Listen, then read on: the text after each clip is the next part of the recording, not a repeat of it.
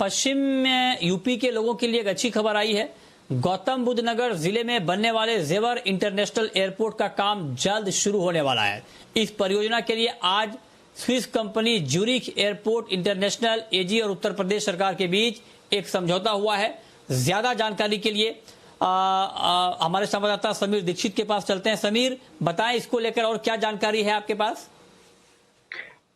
जी बिल्कुल, बड़े लंबे समय से अटका जेवर एयरपोर्ट का काम अब लगभग ट्रैक पर आ गया है। आज यानी कि 7 अक्टूबर को ज्यूरिख इंटरनेशनल एयरपोर्ट और नियाल यानी कि नोएडा इंटरनेशनल एयरपोर्ट लिमिटेड ने आपस में एक करार किया है और इस करार के साथ ये जो कंसेशन एग्रीमेंट साइन किया गया है, इसी के साथ ही रास्ता साफ हो गया है कि अब जो ग्लोबल कंपनी है ज्यूरिख इंटरनेशनल, ये जेवर एयरपोर्ट के जो पूरा एयरपोर्ट है इसका डिजाइन का काम, इसको बनाने का काम, ये अब आगे इसको बढ़ाएगी। लक्ष्य ये तय किया गया है कि 2023 तक एयरपोर्ट को पहले चरण में इसको बना लिया जाए और कम से कम 2024 तक यहां पर फ्लाइट सेवा की शुरुआत भी हो जाए। ये फेजेस में यानी कि चरणबद्ध तरीके से जेवर एयरपोर्ट को बनाया जाएगा। जो पहला चरण है इसमें सूत्रों के मुताबिक तकरीबन 1334 हेक्टेयर में एयरपोर्ट को बनाने का काम पहले चरण में पूरा किया जाएगा साल 2023 तक, और 2024 में लक्ष्य रखा गया है कि कम से कम जो फुल सर्विस एयरलाइन है जैसे विस्तारा या एयर इंडिया जैसी एयरलाइंस है, इनको उड़ान भरने के लिए यहां पर वो हरी झंडी दी जा सके। इसके बाद अगले चरण में इसी एयरपोर्ट का और विस्तार किया जाएगा। तकरीबन 6 से 8 रनवे बनाए जाएंगे और दावा यह किया जा रहा है कि जब जेवर एयरपोर्ट यानी कि नोएडा इंटरनेशनल एयरपोर्ट जब पूरी रूप से बन करके फुल फ्लेश्ड जब ये काम करेगा तो ये पूरे भारत का सबसे बड़ा एयरपोर्ट इंटरनेशनल एयरपोर्ट हो सकता है।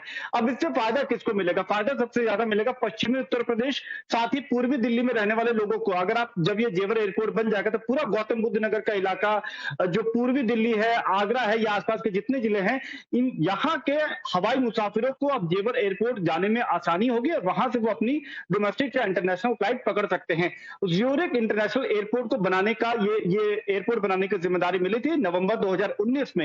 ये ग्लोबल टेंडर को ज्यूरिख इंटरनेशनल एयरपोर्ट ने जीता था और जो बोली के तहत जिस बोली के तहत इसको जीता था उसमें तकरीबन 400 रुपए प्रति यात्री का रेवेन्यू देने का दावा ज्यूरिख इंटरनेशनल एयरपोर्ट ने किया था, जिसके बाद ये जिम्मेदारी ज्यूरिख को दी गई है। जो बाकी कंपनीज इस रेस में शामिल थी उसमें दिल्ली इंटरनेशनल एयरपोर्ट यानी कि डायल थी, अडानी की भी कंपनी इसमें शामिल थी, लेकिन इन सभी को पछाड़ते हुए ये global firm Zurich international airport को ये जिम्मेदारी मिली है।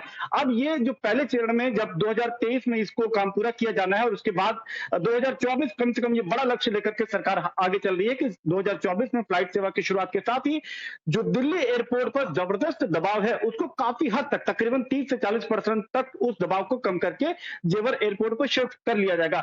इसी के साथ योजना यह भी है कि जेवर एयरपोर्ट को ही एक कार्गो एयरपोर्ट के तौर पर भी विकसित किया जाए, यानी कि यहां से हवाई जहाज के जरिए सामान की ढुलाई भी की जाए। तो जेवर एयरपोर्ट के साथ विकास के नजरिए से बहुत सी निगाहें टिकी हुई हैं, लेकिन ये बिल्कुल साफ हो गया कि जेवर एयरपोर्ट पे अभी तक जो दिक्कतें थी उन दिक्कतों को दूर करके अब यहां पर काम शुरू करने का रास्ता साफ हो गया है और इसके लिए अब ये लक्ष्य तय किया गया कि अगले 3 से 4 साल में काम पूरा करके यहाँ पे फ्लाइट सेवाओं की शुरुआत की जानी है। जी।